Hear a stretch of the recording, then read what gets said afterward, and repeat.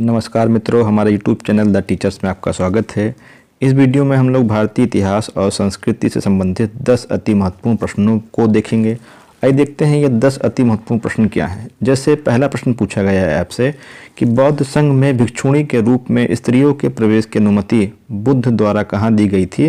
तो यहाँ आपको 4 ऑप्शन दे रहा है। जैसे ऑप्शन नंबर ए दे रहा है आपको वैशाली, ऑप्शन बी दे रहा है सारनाथ, ऑप्शन सी दे रहा है गया और ऑप्शन डी दे रहा है श्रावस्ती।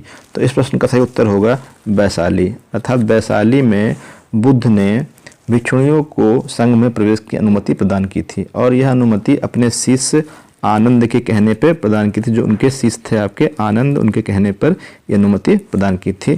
जो वैशाली है ये आपका बिहार में स्थित है और वैशाली में ही जैन धर्म के जो तीर्थकर हुए थे, 24वें तीर्थंकर हुए थे, महावीर स्वामी का जन्म हुआ था। तो इस प्रकार से यह था आपका, इसका सही उत्तर था आपका वैशाली। आते हैं क्वेश्चन नंबर 2 पर।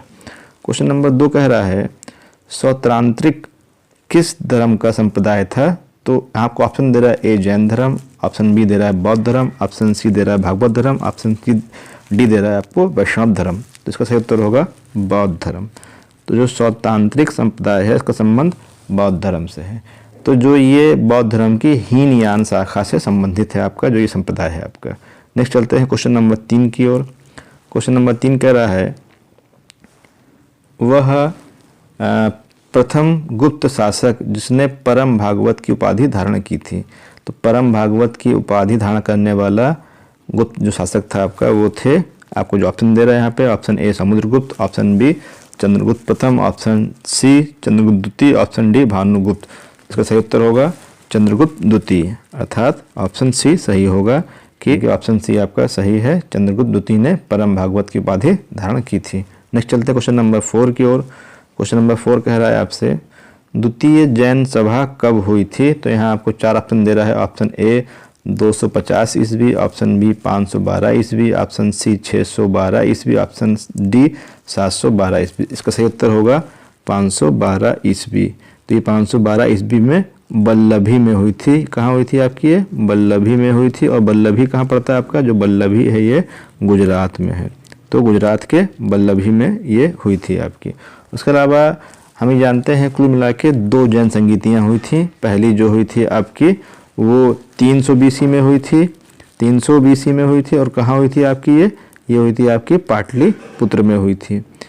तो पहली जो हुई थी आपकी पाटलिपुत्र में हुई थी 300 BC में हुई। दूसरी आपकी हुई थी गुजरात के बल्लभी में हुई थी 512 ईस्वी में हुई थी। इसलिए इसका आंसर क्या होगा 512 सही होगा।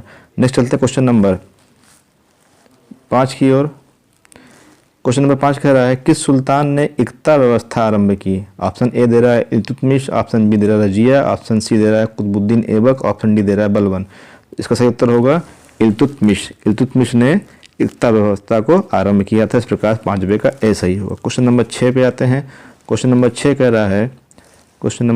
रहा है आपसे पृथ्वीराज चौहान, जिसे हम क्या बोलते हैं राय पिथौड़ा के नाम से भी जानते हैं, उनका मूल नाम बताना है आपको कि उनका मूल नाम क्या था। ऑप्शन ए दे रहा है पृथ्वीराज प्रथम, ऑप्शन बी दे रहा है पृथ्वीराज द्वितीय, ऑप्शन सी दे रहा है पृथ्वीराज तृतीय, ऑप्शन डी दे रहा है पृथ्वीराज चतुर्थ। इसका सही उत्तर होगा आपका पृथ्वीराज तृतीय। अर्थात पृथ्वीराज जो तृतीय है यही आपके फेमस थे, जो तराइन का युद्ध भी लड़े थे आपका। तो छठे का आपका सी सही होगा। क्वेश्चन नंबर 7 पे आते हैं आपका। क्वेश्चन नंबर 7 बोल रहा है आपसे कालिदास की किस कृति की गिनती विश्व की 100 प्रसिद्ध साहित्यिक कृतियों में होती है। ऑप्शन ए दे रहा है रघुवंशम, ऑप्शन बी दे रहा है मेघदूतम, ऑप्शन सी दे रहा है कुमार संभवम, ऑप्शन डी दे रहा है अभिज्ञान शाकुंतलम। तो इसका सही उत्तर होगा आपका ऑप्शन डी अभिज्ञान शाकुंतलम। यानी कि ये काफ़ी फेमस कृति थी इनकी। क्वेश्चन नंबर हम लोग आते हैं क्वेश्चन नंबर 8 पर। क्वेश्चन नंबर 8 देखिए क्या कह रहा है आपसे। क्वेश्चन नंबर 8 बोल रहा है इलाहाबाद के स्तंभ लेख में हरिसेन ने किसकी प्रशंसा की थी। ऑप्शन ए दे रहा है समुद्रगुप्त, ऑप्शन बी दे रहा है चंद्रगुप्त, ऑप्शन सी दे रहा है अशोक, ऑप्शन डी दे रहा है भानुगुप्त। तो इस प्रश्न का सही उत्तर होगा समुद्रगुप्त। अर्थात ऑप्शन ए सही होगा।